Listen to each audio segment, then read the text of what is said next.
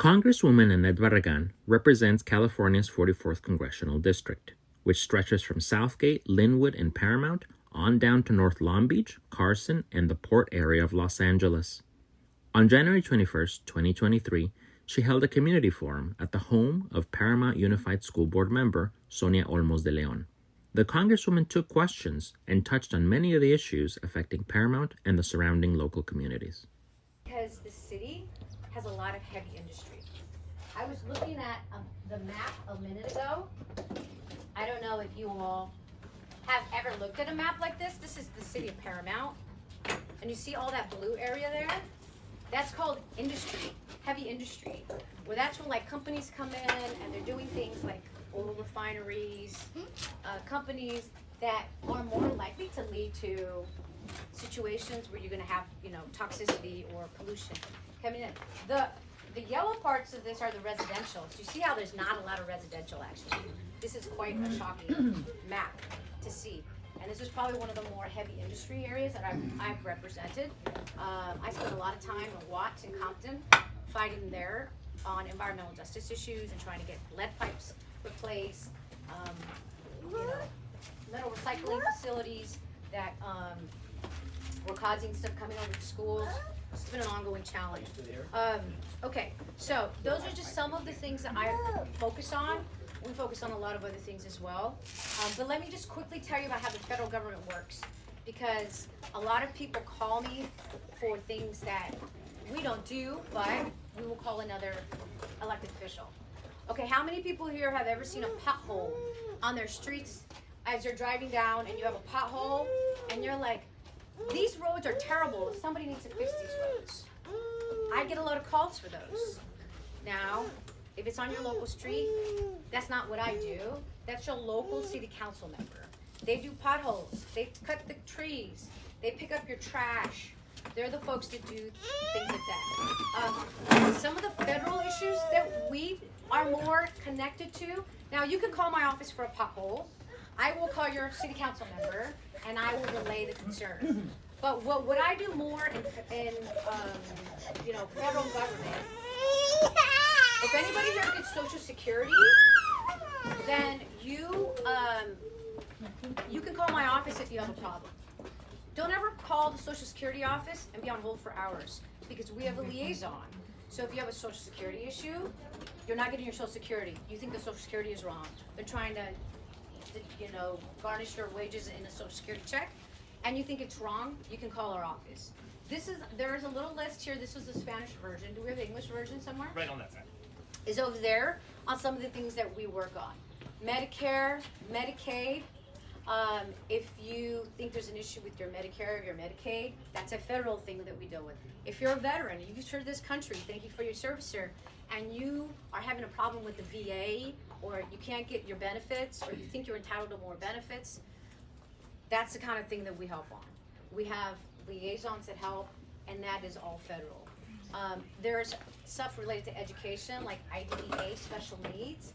Those are federal issues. We do a lot of things on immigration. We have an application for a visa, a permanent resident, there's a delay and you want us to inquire for you, we do that stuff. I'm gonna tell you one quick story about a constituent that called me last year, about a year and a half ago. She said, she happened to have my personal cell phone number, and she said, I got a bill from the IRS. It's $40,000. There's no way I ever made $40,000. So there's no way I can pay this. I think it's wrong.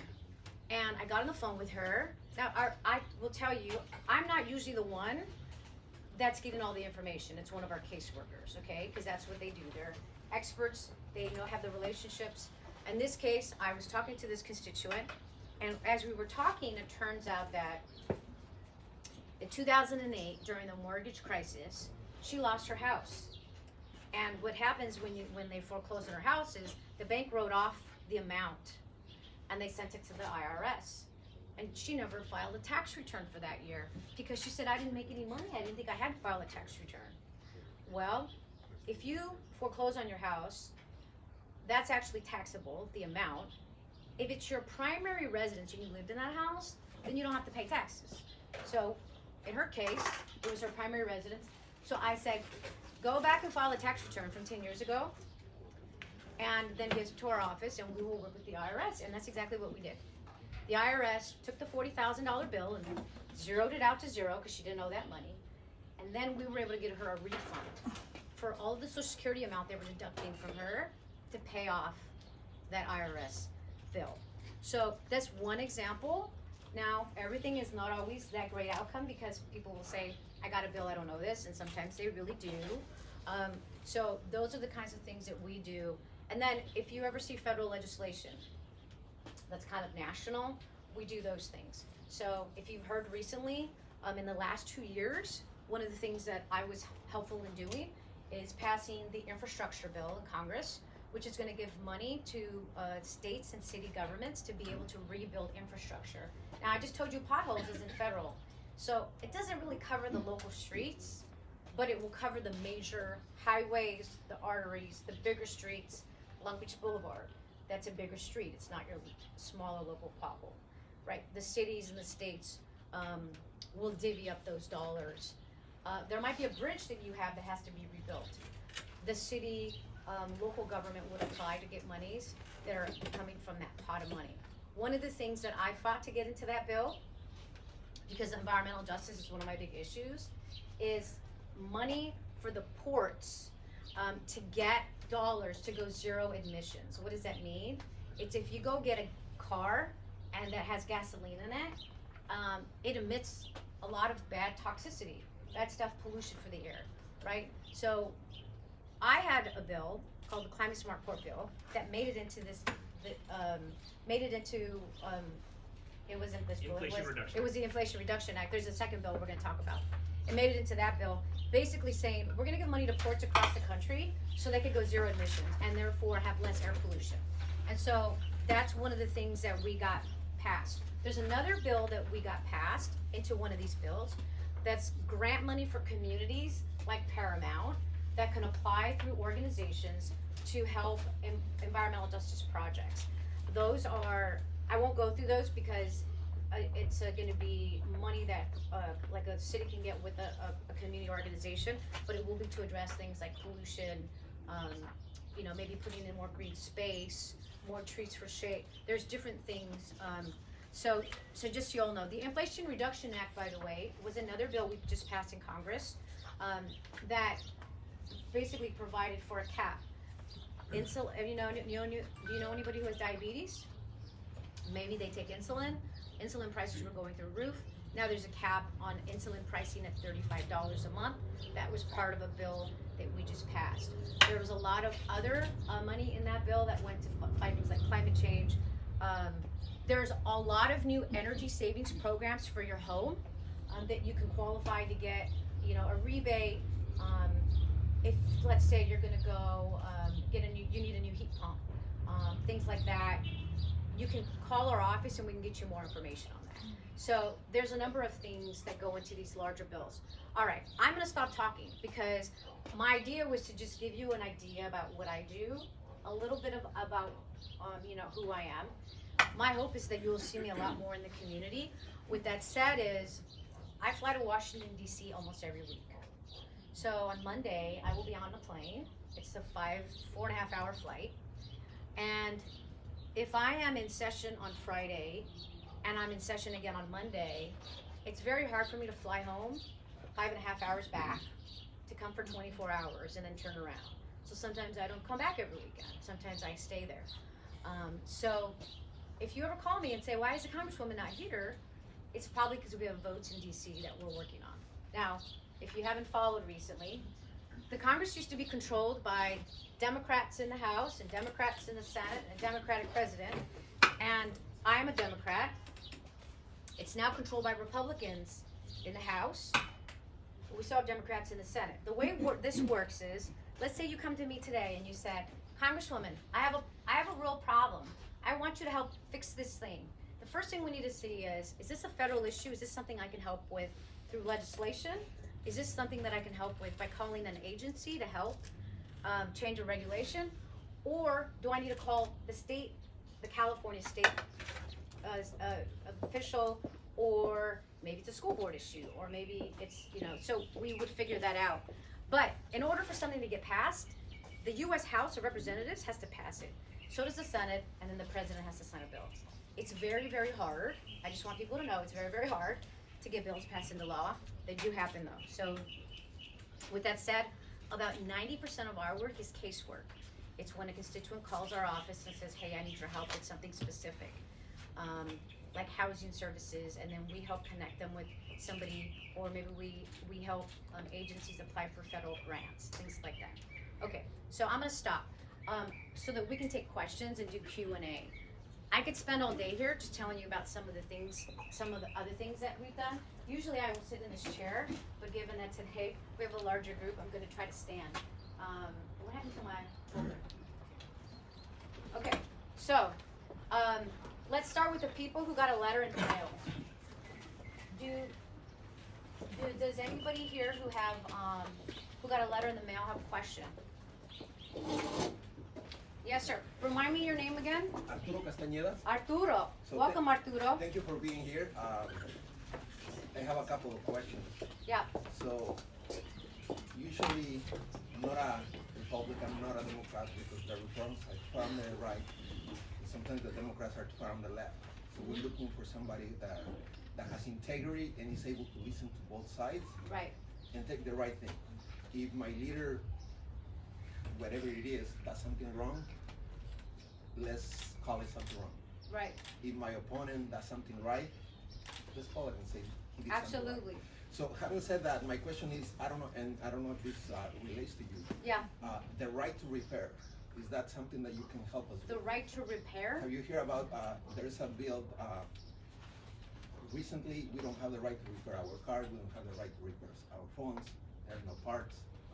So we should all have the right to repair anything. I have not heard of this, but we're gonna look it up in a second to Excellent. see if this is, I don't think it's a federal issue because I've not heard of this. That doesn't mean that it's not a federal issue, it just means I haven't heard of this. For example, if you have an iPhone, you're not allowed to go to a third party to repair your phone. You have to go to Apple to repair your phone. and stuff like that. I've never heard of such a rule, but There is a rule, and it's a rule by Apple. Yeah, you can go to another place, but if that voids the warranty of your car. Tesla, I love Tesla. Oh, got it. You have to go with Tesla. Well, you can go to another place, but then that voids the warranty of your Tesla. Right. So we should all have the right to repair our things, and there should be parts available Okay. for everybody. Well, I will tell you that in 6 years in Congress, this is the first I've heard about this. Wow. We will look into it. Excellent. But my guess is that you as a consumer each gets to decide where you're gonna go spend your money and what you're gonna go buy. So Correct, when but- you do that, the company who's selling the product probably has a right to say, you have to come to one of us so that you're not gonna void the warranty, right? But my guesstimation, and we're gonna look into this, is that this is not a federal issue per se, but I'm gonna look into it to see where that kind of law stands, Correct, and- or if it's just like it's more like a consumer, preference of choice on like what the companies can tell you if they buy. Correct, and we need to strike a balance because, Yeah. For example, back to the environment, oil drilling, well, we all take planes, I take planes, and guess what? Planes use oil to fly. So we need to strike a balance. Same thing Yeah. with the right to repair. I Yeah. understand companies are trying to protect their product, but at the same time, 50 years ago, anybody could repair their car and buy any part, and you wouldn't void the warranty. Yeah. So somebody, the government Yeah. or somebody needs to step in and say, because it's an industry standard. All the major companies Yeah. will do that. So you say you have the right not to buy the car, you have the right not to buy the phone. Right. But guess what? All the major manufacturers are doing the same thing. So Yeah. the only option is not buying a car or not buying a phone, which Okay. is hard. Well, Arturo, we will look into that. Excellent. Thank You you. brought up a very interesting point I'm going to address, and you said you're not a Democrat, you're not a Republican, and that you just want somebody who's going to, do what's right. I'm with you on this, okay? And I'll tell you that my bills that I have passed have been bipartisan. There's a school in my district, well, it used to be in my district, Charles Drew University. I used to represent Charles Drew, right next to MLK Hospital. They are a school that does a lot of research and training in its medical field. They have an undergraduate facility. I did a bill to help provide money for schools like Charles Drew University so that they could do more research to close the gap on racial health disparities, which is this issue on why certain races get impacted more than others in the medical field and in our health. And I'm a Democrat, and I introduced this bill. But in the Senate, I had a Republican, a guy named Bill Cassidy, who happens to be a doctor, who fought to get it passed in the Senate. So we got it passed in the Senate by a Republican. My bill house got passed in the House. It went to the president's desk, and the president signed it. So that was a bipartisan bill. Now we had another bill, just to give you an idea of some of the bipartisan stuff I do, is if anybody's ever been to the Port of Los Angeles, there's a big boat there called the USS Iowa. It's a battleship boat, was used in war. And the battleship Iowa asked me, would you please introduce legislation to make this the official museum of the Surface Navy? There is no such museum. And I said, okay, well, I don't sit on that committee. I don't really know yet how we're gonna do this. But we introduced a bill. And there's a guy in the Senate, a Republican named Tom Cotton, who you probably have never heard of. But let me tell you, he is very conservative and on the left. I mean, on the right. Okay, very, very conservative. I would never guess what we ever had in common, but Tom Cotton was my champion in the Senate to get that passed on the Senate side. And then it became law and got done. So we do a lot of work on Alzheimer's. My mom is 82 years old. She has Alzheimer's. It's one of my very personal issues. And I work with a lot of Republicans on fighting for more abilities for companies that are doing the research and development to get incentives so that we can get to a cure faster. And two, there was a little decision earlier this year where the FDA, the Federal Drug Administration, said, okay, we're gonna allow this drug to move forward, but then the agency CMS, which does Social Security, said, well, we're not gonna pay for that. So even though there's a drug out there, you're not gonna be able to get it if you're on Medicare.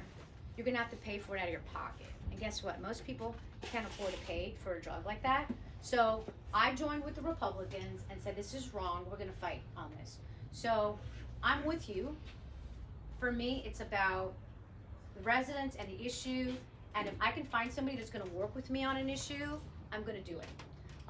One of the environmental issues I'm working on right now with the Republican is a guy named Curtis. He's in Utah, and we are gonna partner up together to look at geothermal energy.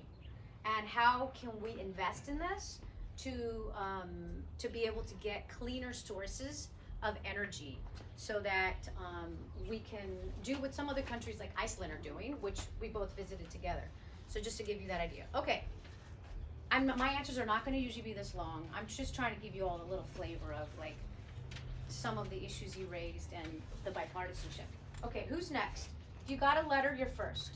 Okay, I don't see a hand. All right, if you live in the city of Paramount, who has a question? Mr. Grayson, thank you for joining us. Where do you live, Mr. Grayson? I live in Montgomery, Paramount. Okay. I have a question about the VA. The VA, okay? All right. I went to the VA in 1st of November, Okay. complaining with a stiff neck. And they said, well, we're gonna give you an appointment. The appointment I got was in January. January of next year? No, this year. Oh, okay. So why should I have to wait from 1st of November Oh, November. for 2 months to get an appointment to check on my neck? Yeah. So, I don't know about the specific issue. I can definitely check with the VA on what their running time is these days for getting an appointment. We can always call and see if there's something that can be done. But let me just tell you on a personal level, not to get too personal, I had a medical issue and I was told it was gonna be 2.5 months to get a follow-up. So I'm not too surprised to hear that, but I'm happy, we're happy to look into whether the VA is having a backup, whether there's anything we can do to assist on something like that. And my colleague, Mark Takano, who represents the Inland Empire, he's the head of, he's the ranking member of the Veterans Affairs Committee. And many times what we do when we hear about some issues that are taking a long time, we can go to him and say, hey, like, is there anything you can do or legislation? Okay, they were sending me to a chiropractor, outside chiropractor. Right. I have one I've been using for years that I've been paying for. I could call it a day, get an appointment Monday, Mhm. you know, to go see him. I had to pay it out of my pocket. Well, welcome to our healthcare system in the United States. So, I mean, I just I mean, think that's 2 true. months, 2 months is too long to wait. I'm with you. Okay. I'm completely with you. And let me tell you, I think that everybody should have access to healthcare, and that we still have a system in place where it takes too long to see a doctor. We have a system in place where not everybody has access to healthcare. One of the other bills that we did, you just reminded me of the CHIPS program, the Children's Health Insurance Program. It gets authorized every year. We're trying to make that permanent, so that's something else that we're fighting for and leaning for. But I will follow up to see if there's any kind of delay at the VA. I won't be shocked to hear that 2 months is probably an average time, and I'm happy to talk to my colleague Mark Decano to say is there anything that can be done. But I know that I can tell you in my personal capacity, I also tried to follow up with an OBGYN, and I was told it was going to be 2 months. And that actually was in November as well. I don't know if the holidays had anything to do with it, but that was after an ER visit I had. So, but we'll check up and we'll get your information. Thank you for your service, sir. Thank you, sir. You're welcome. Thank you. Bertha, did you have a question? Yes, I did. Okay. Are you connected with anything like with the gas company? I don't know if anybody has experienced a high jump in the gas bill. Last year, normally I get a text. Last year I paid $17.50 for the same month. This year I'm paying $177. Wow. And I did do upgrades in our home. We actually put a new air conditioner system, house less energy. We got solar panels because I was spending a lot of money on electricity. Right. I mean, my bill was like almost $400. So in doing all this, I really wasn't using my heater because it wasn't functioning. So I was using a portable one. We were hauling more electricity. So then I said, okay, we upgraded. We put a new system that works with gas because I figured we're going to save more energy. Right. But my bill is $177, and my meter. I mean my You're next. sorry. I don't keep it. I think we're at 65, 67 sometimes. I Right. mean, we push it. Yeah. But I don't understand. I mean, $177 from $17 last year. Yeah. At the same I time. have something to say in regards to your question. Okay, you want to add on? Go ahead. Yeah, my bill used to be, my gas bill would be $23, $30. I got a bill for $385 Wow. this month for Yeah. gas bill. And I called the company and I wanted to know why my gas bill went up so high all of a sudden. And it's not only the gas bill, the water bill did that. The people who pick up the trash in this area, Right. their bill went up because somebody bought them out. Mm-hmm. So all of our electric bills, gas Right. bill, trash bill, everything doubled Right. this Gas month. quadrupled. I Well, think. I can't address the other bills, but this gas bill issue is not new. We haven't heard too many constituents call us, but I know my colleague Josh Harder in Northern California and my colleague Norma Torres in the Inland Empire have been dealing with this issue because their constituents had called and said their bill had gone 5 times what they were paying before and through the roof. And my colleague was leading an effort with the utility basically to find out what was happening. I will follow up on that and get back to you to see if I can get a better response for you on what they're doing. Sometimes there's an issue of trying to just put some pressure on, hey guys, what's going on? How can we help communities and why is this jump so high? And then sometimes we've got to then start chiming in with the regulatory agency and saying hey, now do you need the members of Congress to start banding together to go to the regulatory agency and do something about this because you guys aren't going to do it on your own? And that's kind of where I'm going to follow up to see if anything's been done. But we'll get your information so we can circle back. And we should check out, I have a whole text chain on my telephone from members of Congress, believe it, that I won't be able to find in a quick little second here.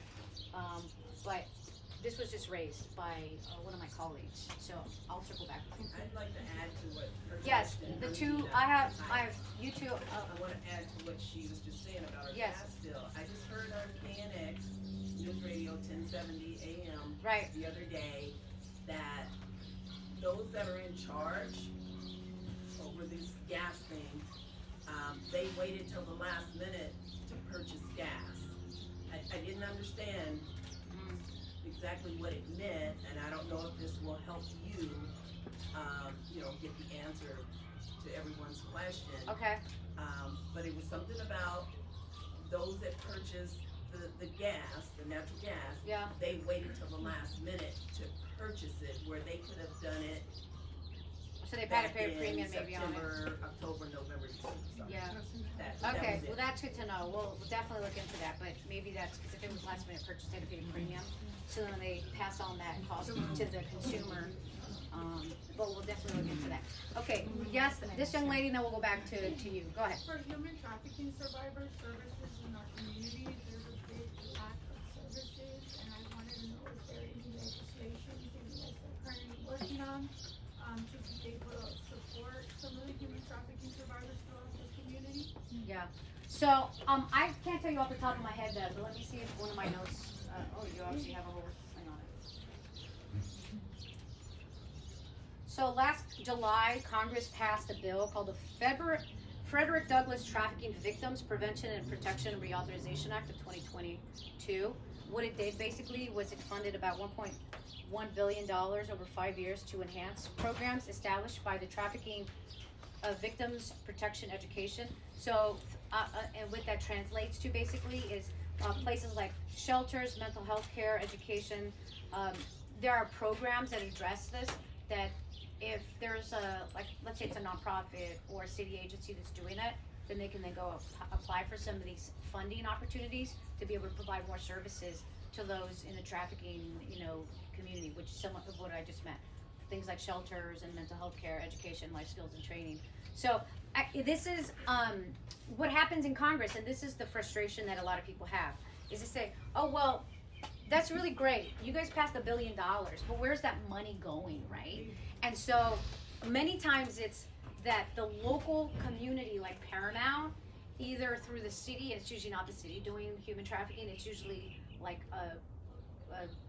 some of the nonprofit groups and organizations, that they then have to go apply for the dollars. We provide like letters of support. Sometimes they're already in the system, and what it means is they just get more grant money from the federal government to do that. So that's kind of how it works. And it relates to housing, like there might be an opportunity for HACLA, which is the Housing Authority of Los Angeles, to go and say, hey, we want some of this money for victims of human trafficking. So that's how it works. It's never, and just so you know, when it comes to federal government funding, is because it's national and we represent, what we do impacts all 50 states. There's no pot of money that I can go to and say like, hey, can you just bring $100 million to Paramount and we can use it for streets, and like that doesn't happen. That's not how it's set up.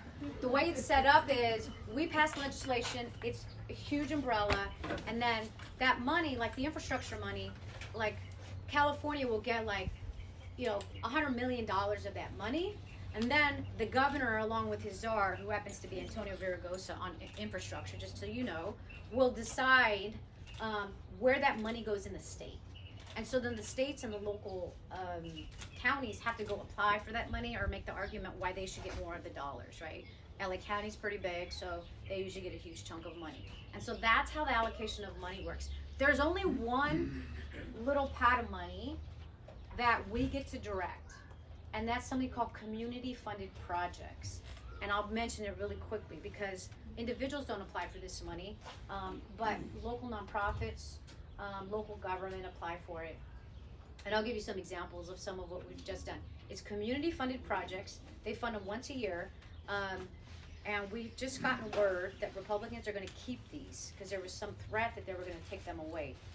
And so once a year, I ask for applications for community funded projects. And we get hundreds of applications. And I'll give you an example. One of the things that we helped fund in a community funded project was I had the Boys and Girls Club in the Harbor Gateway come to me and say, hey, we don't have a Boys and Girls Club in the community here. There's nowhere for these kids to go to. There's a lot of crime, gun violence, there's gang violence out there. So I went out there, and what they had was these little like portable trailers and they were sitting on contaminated soil. And so I said, this is wrong. Like, you know, kids should have somewhere to go. So what we did is we put in a request for $4 million for the Boys and Girls Club to be able to buy property and build a Boys and Girls Club in the Harbor Gateway. And it made it in the bill, and this year it's gonna get funded. And so now I'm working with the Boys and Girls Club and saying, hey guys, we gotta get moving. You gotta build that thing because the government has restrictions. You have to spend it within a certain amount of time, and it has to happen within a certain amount of time. So things like that we've done before. We've funded in Southgate, East LA College has a Southgate campus, and they wanted about $1 million to expand one of their medical assistant programs so it's more diverse and get more Spanish speakers and other languages to help in culturally, you know, communities expand their access. So we've been able to do things like that. We've done like $2 million for supportive housing for women with the YWCA. So we've done things like that. But that's the only pot of money, and it's very, the amounts are like 50,000 to like 4 million is the max. So I'm only mentioning this because if you work with a nonprofit, let's say you work with the human trafficking nonprofit, and you say like, hey, we should go and we should apply for $100,000 to do fight human trafficking right here in Paramount, and you apply, it could possibly get funded. Well, I'll tell you right now, we get hundreds of applications, but we'll look at it. And if you tell me it's human trafficking in Paramount and, you know, into neighboring Long Beach, and it covers, you know, more of my district, then it's more likely to get funded because we try to do things that have a greater impact. So I just mentioned that to you so that you know. Okay, Tony? Two things if you don't mind. Please. First of all, thank you so much for being here. First thing, you mentioned that you're looking for office space in Long Beach. Yes. So let me lobby for Paramount. You really should consider finding an office space. As you can see, you didn't expect a lot of people to come here, but Paramount residents are very active and they're very loving, hardworking, and we definitely would love for you to have an office here so we can have more access to you anytime we can. Awesome. So please Thank consider you. that. Thank you for that. I will tell you, I just met with, I was at Paramount City Hall, and we just met with the Paramount elected officials. Mayor was in DC, and they have a great space there. And I mentioned to them like, hey, one of the things that we do in Southgate is Southgate City Hall will give me a satellite space at City Hall. So when a resident of Southgate calls my office and says, I want to meet with the Congresswoman, I say, okay, meet me at Southgate City Hall. And we're happy to do the same thing in Paramount. If they give us a room, a desk, we would be more than happy to set up a satellite there so that if a Paramount resident wants to meet, they just have to go to City Hall. Great. Yeah. Just one more question. What is your record? Tony, remind us where you live. I live straight down the street, as a matter of fact, you can walk there. Okay. Yes, and if you need that office space, I can make some room for you. Right. Did you tell me that you're at a public service here, or? Not anymore. I was once a commissioner, but now I'm Okay. I'm one of the ambassadors to the Chamber of Commerce. Okay, got it. Okay, I was just trying to connect your connection. Okay, go ahead, Tony. What, if any, record do you have on inclusion programs for the smaller ethnic groups within your district? What capacity are you referring to? Well, primarily African Americans. You know, I'd like to know what efforts are you taking to be able to have more programs available for housing, employment, or any other opportunities for African Americans in a district that we're not really very well represented, and we would like to know if anything that you're doing to help us, you know, have more opportunities with, you know, property ownership, jobs, and, you know, small business ownership as well. One of the challenges that I've seen in this district, especially the surrounding cities, is African Americans, they want to have businesses, but they've had some challenges being able to get those businesses started or maintaining those businesses. So I would like to know what you would have in place to be able to assist them. Well, thanks for the question. Let me start by saying the Congressional district, prior to it getting cut up, was 90% Latino African American, was when I had Compton and Watson. And so when I look at legislation, it's always through the lens of communities of color. I don't say like, oh, is this gonna help African Americans? Oh, this is gonna help Latinos. It's really a joint effort. I believe that we have shared challenges, and I hate it when people say, oh, well, this is a Latino issue, or this is an African American issue. You know, everybody says civil rights. Oh, that's an African American issue. No, it's not. It is not. Immigration is not a Latino issue. If you haven't noticed, there's Haitians trying to come over because what's happening in their country, right? And this is not just Haiti. But so let me just start by saying one of the things that we do is through that lens. I mentioned Charles University, which is a historically black college that we've done a lot of work with. Even though it's a historically black college, you'd be shocked to learn it's a majority Latino population of students that are there, right? So for us, everything we do is through that lens. So we have done many things on supporting bills and legislation to increase access to capital for communities of color. When the PPP loans were happening, who were they going to? They weren't going to the people of color. They were going to the well-connected, larger corporations, not the smaller. So then what ended up happening was when we saw this happen and we had to go back and we had to say, well, hold on a second, we need to make some changes to this. And that is when we started having to put in language.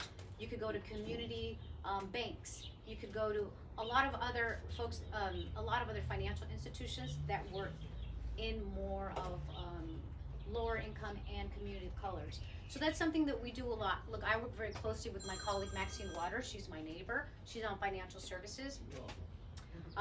Nydia Velasquez, who is a CHC member, she's the head of small business. And so we're always pushing, how do we fix this access to capital issue?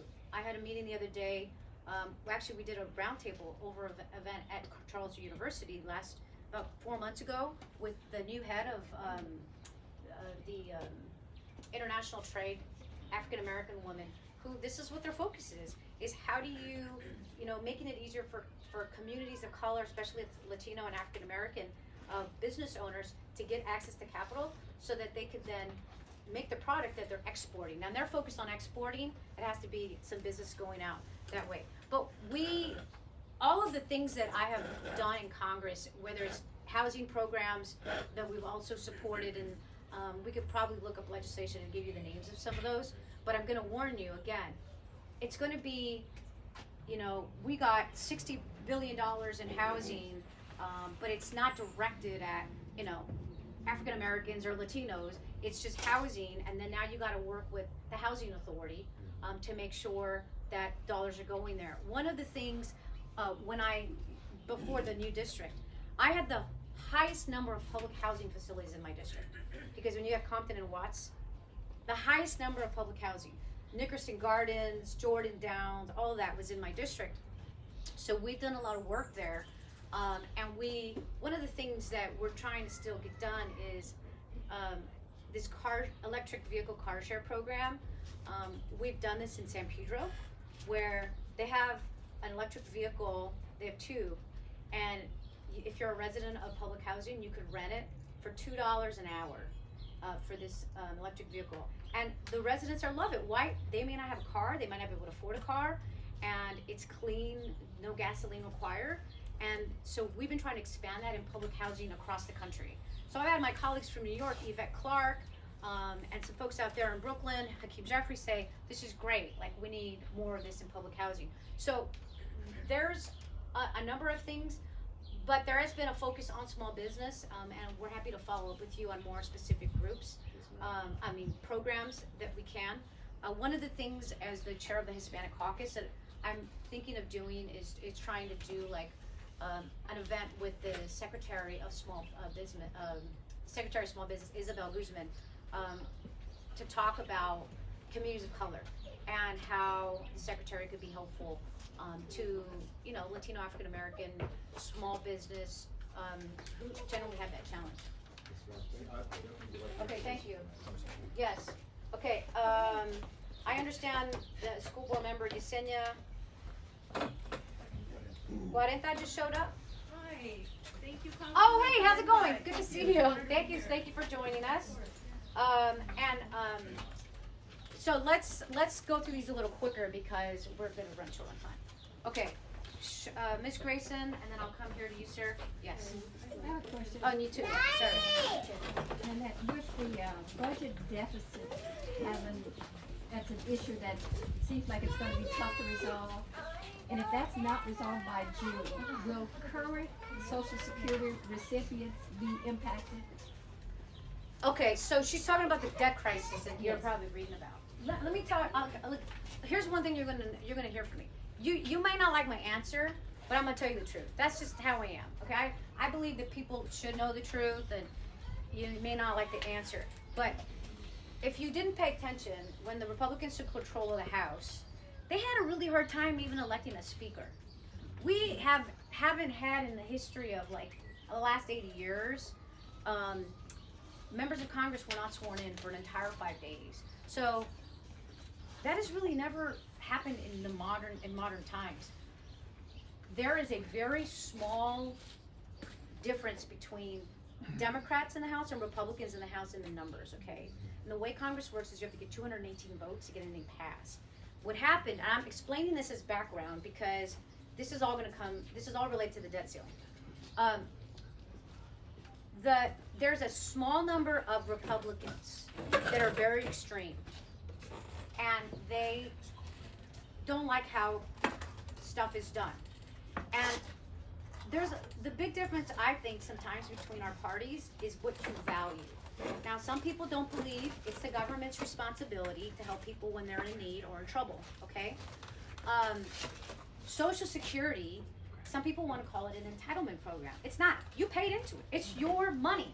You should be able to get your money and get it back when you retire. There is some conversation that my colleagues on the other side of the aisle want to cut Social Security and Medicare. They think it costs too much money. Well, guess what? You put into it, you should be able to get it back. The fact that they're misspending the money is not your problem, it's theirs, right? But this is what they do. And look, when I first got elected to Congress, we passed Trump tax cuts, and it was tax cuts for the wealthy 1%. It wasn't for us. And so when you want to talk about the deficit and all the money that's being spent, a lot of that was created by that. So if you go out and you have a credit card and you run up a lot of money and you get a bill at the end of the month for $50,000, you got to pay your bills. That's what the debt ceiling is. It's money that has been spent, and they have to pay their bills. And if we don't pay our bills, which is what she's talking about, if this doesn't get resolved in time, then we're going to default. Just like if you didn't pay your bills, you get kicked out of your house, right? So it's very similar, and that's the best way for me to simplify it. So the answer to your question is, there are some people that are targeting Social Security to cut it, yes. I can tell you, between the Senate Democrats, people like me and the president are committed to saying absolutely not. Social Security is non-negotiable. It is not on the table. So we're gonna fight hard. The good news, it's only a small majority, and my hope is that at the end of the day, we will find reasonable people to work with that will get us through this. But it's gonna be messy. And I think that because we just saw how hard it was just for them to do something simple, like getting a speaker, which is not supposed to take that long. So as far as I'm concerned, it's non-negotiable. We're gonna fight.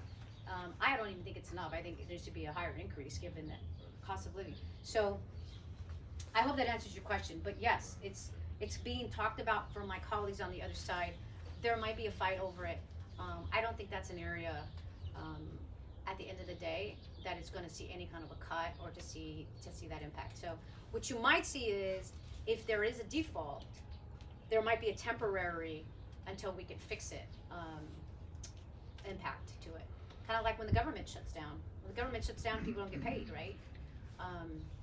We're trying to avoid that, and we have in the past avoided that. And I will tell you, under President Trump, he was totally against doing anything like that. And you're talking about somebody who historically has a record of not paying their bills, okay? But knew about the impact to the economy and the country. So that would be a disaster. So we're working on that and to avoid that. Okay, yes, I know we're at time. We have Alfred who has a question, and then I'll take like 2 or 3 others, and then we'll go on. Alfred? Thank you for being here, and I just wanted to ask, one of the most important. Oh, you're next. Sorry, Monica. No I'm problem. gonna stand right here so I don't forget. Go ahead. A couple of the most important issues for me are pertaining to housing and the environment, particularly the pollution here in the city. And I just wanted to ask, you do mention the heavy industrialized area that we do have here. And I think there's a general sentiment here across the city that despite the fact that we all or most might feel a certain way about these issues and the operations being conducted, for example, by World Energy here in the city, the council decides to go ahead and side with them. And I just wanted to ask about your role within the Energy and Commerce Committee, and Right. where you stand on these type of issues, and how is it you go about measuring or having a criteria for pushing forward with legislation regarding these matters of housing and the environment and the pollution that we have here in the city. So, you brought up a very important point, and that is you all as residents decide who represents you in elected office, right? And you do that at the city council level. And one of my frustrations is when people tell me, well, my city council voted this way, what can I do? And I say, get new city council members. Get the people who are gonna fight for what you value as residents. And this is why when I first ran for city council, I was in a small town called Hermosa Beach, okay? I wasn't from there, it's like 95% white. But you know what I ran on? There was an oil company who wanted to come and drill in Hermosa Beach and out into the Santa Monica Bay. And people said, well, you don't know which way the community's going. Why are you gonna take a position? I said, because I think this is the wrong thing to do. And, that's what I ran on, and I won, even though people said, oh, you can't win here, right? You don't know anybody. It was the issue that got people to go out and vote. So, one thing you could do is, if you don't like how your city council is voting, is you recruit people, you run, you try to change that. That is, one thing you can do. The other thing you can do is public pressure, right? If you get residents that come out, put the pressure on the city council members. Look, if I'm a member of the city council here, and I were running for council here, one of my goals would be, how do we change the zoning? How do we make it so it's less industry and make it more residential? Because if you are a city that values bringing in heavy industry, you're gonna get the impacts, right? And let me tell you where they go. They go to low-income communities of color, white, because number one, you don't have the time sometimes to go to the meeting. Maybe you're like my parents. You're those parents that stay quiet because you taught your kids to, be quiet about it. So there's clearly community engagement, people who speak out, and I'm on that side. My track record has been generally fighting toxic pollution, oil companies, polluters, and so we have done things like introducing legislation for environmental justice grants that I just mentioned, to try to give more resources to local organizations to partner up with their local cities to say, hey, look, it's in your neighborhood, how do you mitigate it? How do you make it so that it's less polluting? How do you do that? The other things that we do, I have a bill called the Empowering and Enforcing Environmental Justice Bill. Now, it's a bill, okay? What does that mean? I would have to get it into a larger bill, like I did with the climate justice bill. The climate port bill that I did.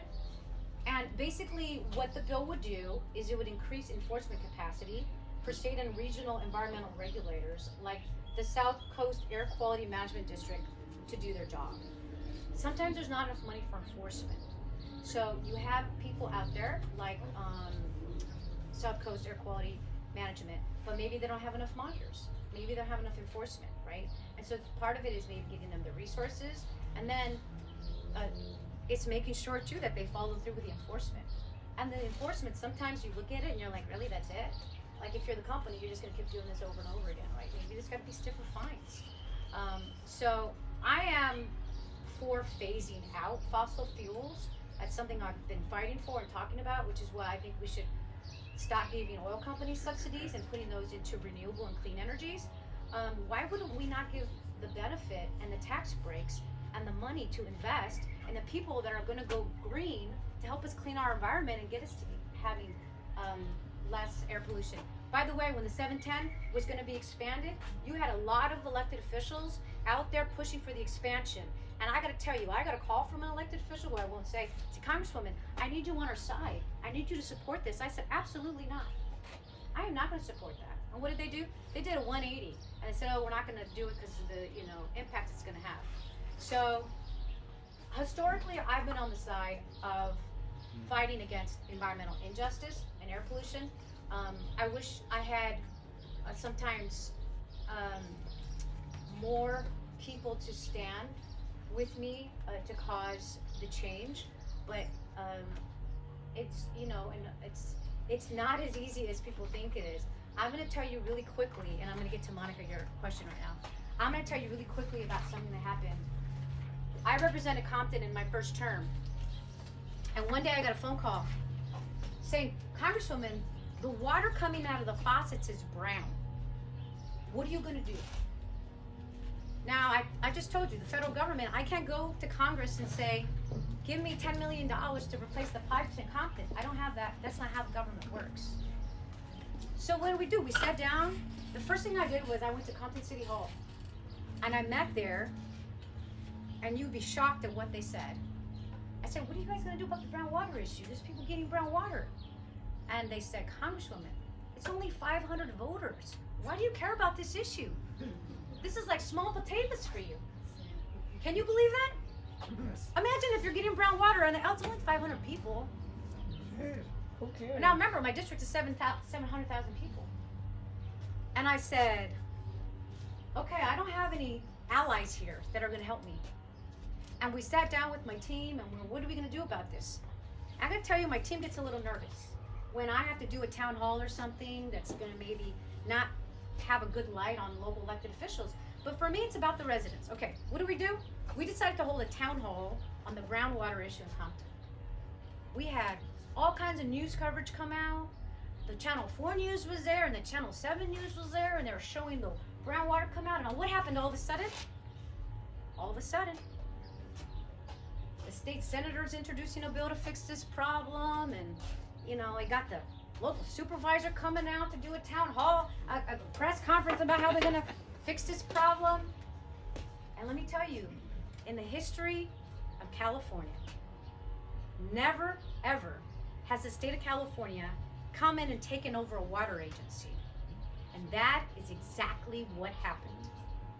The state of California came in and took over this water agency and said, we're going to fix this and we're going to resell this water district to a water district that's going to fix this problem.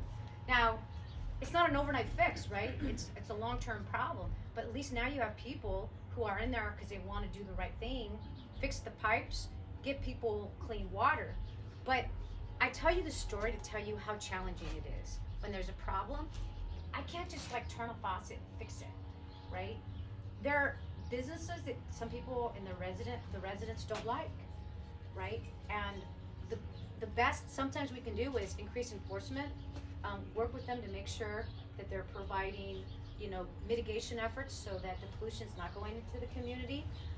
Sometimes it's,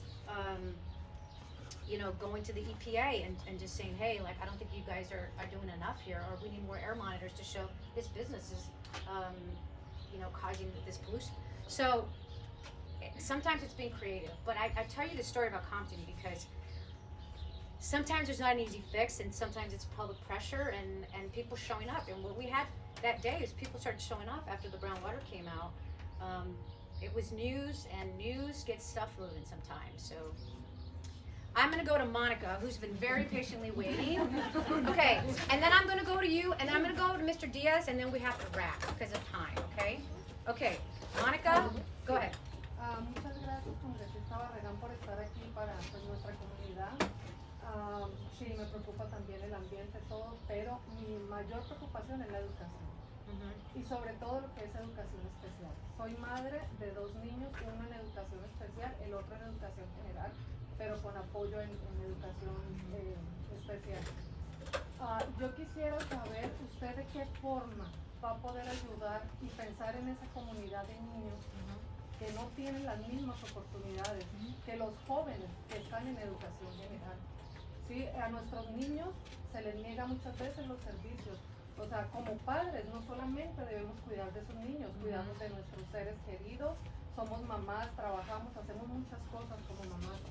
Pero yo quisiera saber usted de qué forma va a poder apoyar o de qué forma nos van a poder ayudar a los padres a que nuestros hijos tengan las mismas oportunidades, que se piensen en esos niños, en de verdad que son ciudadanos y discúlpenme y no sean vistos como oh no, no pueden hacer esto porque no tienen la capacidad. No, nuestros hijos tienen capacidades, tienen mucho potencial. Entonces yo quisiera saber, la mayoría es triste ver los niños que se gradúan de una high school, no saben leer, no saben escribir, no saben hacer cosas tan básicas porque de verdad no se trabaja y no hay oportunidad para esos jóvenes. Yo como madre le quisiera pedir, o sea, que se haga una ley o que se haga algo por esta comunidad, porque de verdad sí es preocupante que van creciendo y no se tiene en cuenta, no hay programas, no hay tutoría, o sea, ¿qué van a hacer por nuestros hijos? Okay. ¿Me permites? I'm going to translate what she Okay. said for people who don't speak Spanish. She said her issue is education. And she specifically wants to know what we're doing for the special education and special needs students. That's a very short version of what she just said. Basically, everybody should have equal access and opportunity. And I'm with her. We'll do that here for a second. I support that effort. So let me first say very quickly, education is generally funded by the state of California and the state elected officials. The federal government does fund IDEA. That's what it's called. I forget what it stands for. We have the Individuals with Disabilities Education Act. That's what it stands for. IDEA. And so that is federal. And there is a bill. IDEA funding comes from the federal government for these special programs. About 3 years ago, I brought Bobby Scott, who's the head of the Education Committee in Congress, African American. I brought a guy named Jared Huffman, who is a member of Congress in the Northern California. His son is special needs. So this is his big issue in Congress. I brought them to Jordan High School in Watts, and we did a roundtable on this very issue. The problem is there's a bill there. The problem is that funding for IDEA for the special education is not being fully funded. It's only being partially funded. So our children with special needs are not getting the full amount that they should be getting. And now that's why you see programs that are not giving enough dollars for kids with special needs. And that's a problem. So I am a supporter of that bill. I'm doing what I can to support their efforts for that. There's also like a federal, there's a formula that's done on how like local schools get that. And I think Paramount School District was projected to get, I think, 6% of its 2022 budget from federal funding. So think about that for a moment. If Paramount School District needs to fund their program, they're only getting 6% of that from the federal government, which means now they got to figure out where they're going to pay for their 94%. So just it goes to show you how the funding works. But there are some people in Congress who feel this is not my problem, right? And so this is where electing people who share your values. I support the IDEA. Before I ran for Congress, I was a lawyer. And I used to work with the Children's Alliance. I don't know if you know them. If you have a child with special needs, you should know them. The Children's Alliance provides pro bono counsel. I was a pro bono, a free lawyer. They would assign me to families with children with special needs. And when they had their IEP at school, you know what the IEP is, right? It's that meeting to get extra services. I would go with the family as their lawyer to these meetings. Why? Because the reality is, when you have a lawyer by your side, you get more than when you don't have a lawyer by your side. So I was that person that would go with these students, mostly their parents, when they had a meeting with their school district. And sometimes the school district doesn't want to provide those services that the child should be entitled to, and they need that advocate. So, there is a bill, it's not being funded at the full amount. I am a big supporter and a fan of that. We're gonna continue to push, to get that funding, but the reality is, with the Republican Congress, I don't think that's gonna be a priority, right? I'm just being honest with you, but it's something we continue to support. I hope that answers your question, okay? Muchas gracias por su paciencia. Thank you for being. If I may just piggyback, Yes, Mrs. Barragan. yes, As a teacher, in special education and a Yes. school board member, I always try to advocate for our most marginalized students, and that is special education. I know funding for IDEA has never been fully funded. Is there part of legislation that I would like to see change though, is that everything is more equitable. So we have after-school programs, we have after-school activities for our typical students. right, But there is nothing for our general population. So I understand that, yes, we could try to fight and get our local representatives to represent us, but the harsh reality is that a lot of agencies or a lot of companies, they spend thousands of dollars. If I spend $7,000 on a campaign, they will spend over $20,000. And so then you're dealing with money, you're dealing with people that want to represent the community, but they basically are representing the companies.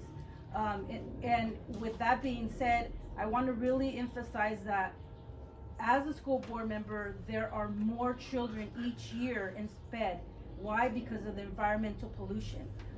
We know that there's a lawsuit the city is facing because of World Energy. There is a supplemental environmental impact report that was very unjust, and I hope that you support us on that, and hopefully change legislation for our SPED students so they could have equal access just like any typical student. Because as a parent that has a child with special needs, I would want them to be able to have access just like any other person, because we are taxpayers. They are taxpayers. right. Okay, well, thank you for that. We're happy to look into any additional programs that we might be able to advocate for, or to see if we could create something that's, there's some kind of federal, jurisdiction over, or support, I do a lot of support for things where maybe it's not federal, but, we wanna support the state, having some kind of an after-school program for, the population, so. Okay, let's My see. question- Hold on, there was a lot there. She talked a little bit about, look at when you're a candidate running for office, you have to raise money to run a campaign, right? And she mentioned this, that some people will then take money from certain industry, and then they're less likely to, fight that industry. I could tell you, when I ran for Congress, my opponent was the top recipient of taking money from oil companies. He was the guy who got more money from oil companies than anybody else in Sacramento. And he was another Democrat, okay? So, what happened in my campaign? They got together and they spent about $1 million. Well, maybe it wasn't $1 million. It was a good significant amount of money against me. Why? Because they didn't want me in there. Why? Because they knew I was gonna go fight those efforts. It's really hard. It's very hard. I wish we had a different campaign finance system so that people were not supported by company and industry. I will tell you, I take corporate dollars. For me, the way I see it is, if there's something comes up and I don't agree with you, I'm gonna be the first person to call you and say, hey, I don't agree with what you're doing, and try to change their minds. Some people equate that with, oh, well, that means you're, supporting that effort, or you're not gonna fight against, higher prescription drug prices. I'm gonna just give an example. But that happens, and there's no doubt that when you've got an industry dropping $1 million for you to get elected, there's got to be some impact. So I don't take any oil money, I can tell you that right now. I will also, let me just mention, I have met with World Energy and had we had an initial conversation about what they're doing. I expressed my concerns about the fact that this used to be a refinery, and now by having a new, they have a different goal and purpose, of course, is to get sustainable fuels to go green. But my concern was that continuing the industrial operation there was going to prolong the time that you now had industry there. And in my opinion, even though they disagree with me, there is going to be resulting pollution from there, and there is resulting harm and impact from there. And they totally disagree with me, but I have met with them, and I'm very aware of the lawsuit. I work very closely with the environmental justice groups, whether it's Communities for a Better Environment, East Side. Environmental justice. Yes, so we do a lot of work in the EJ community, and so I'm generally on the front lines there, so you will see me, and again, there are going to be some people who disagree. My thing is just, how do we get better quality of life for residents, whether it's air pollution, whether it's toxicity, and there's arguments on the other side that people say, well, these are creating jobs. I understand they create jobs, right? Kristen over here wanted to say something, and Fred is going to say something, and then we really do have to wrap because we are way over time. And I want to, before that,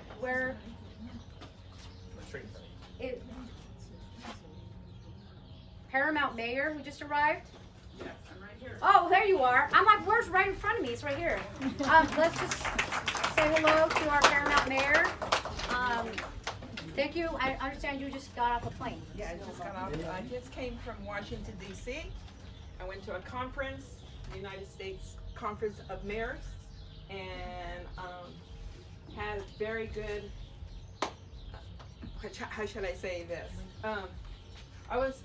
I learned a lot about environmental, about our health, our kids that are going through mental health, homelessness, sustainability.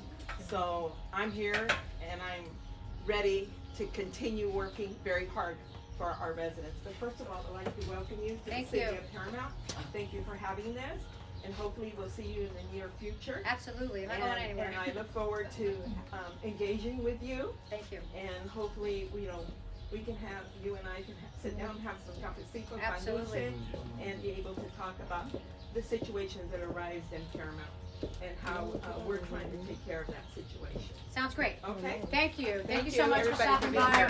Christian, you are going, and then Fred, and then we have to really wrap. Go ahead, My Christian. name is Christian Diaz. I'm actually currently employed by World Energy. Mhm. I'm a lifelong resident of here in Paramount, and my whole life I've lived right down the street from what used to be a Paramount Petroleum. Yep. It was the refinery, the name of it.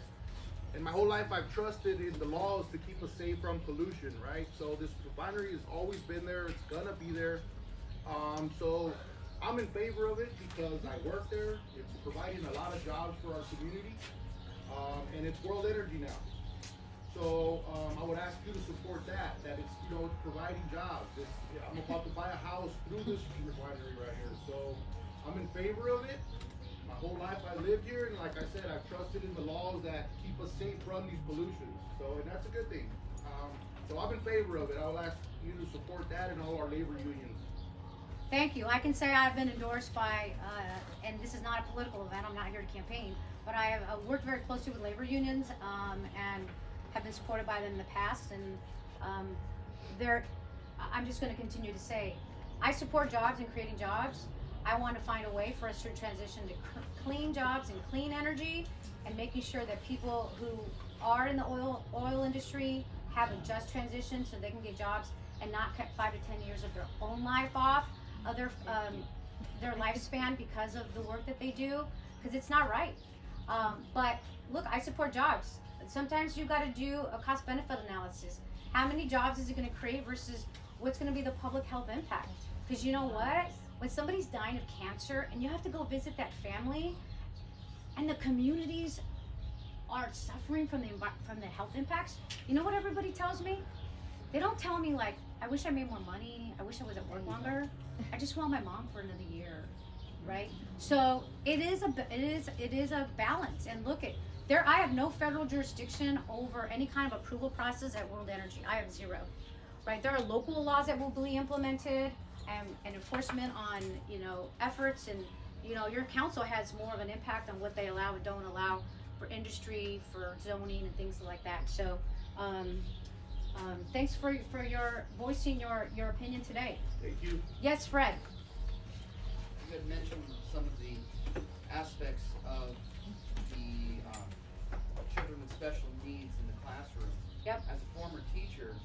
I can say that most of my IEP appointments back when I was teaching, they were in April. That's absolutely pitiful. I can't help kids. That's right, the when end I'm of the year. going and learning about their needs. I didn't even have. This is not this district, but a nearby district. Yeah. They did not have the parent's phone number or email that I could reach out to them. And that led to a very difficult year, a year where, honestly, if the kids did not learn very much because I could not reach out to the parents with support and discipline.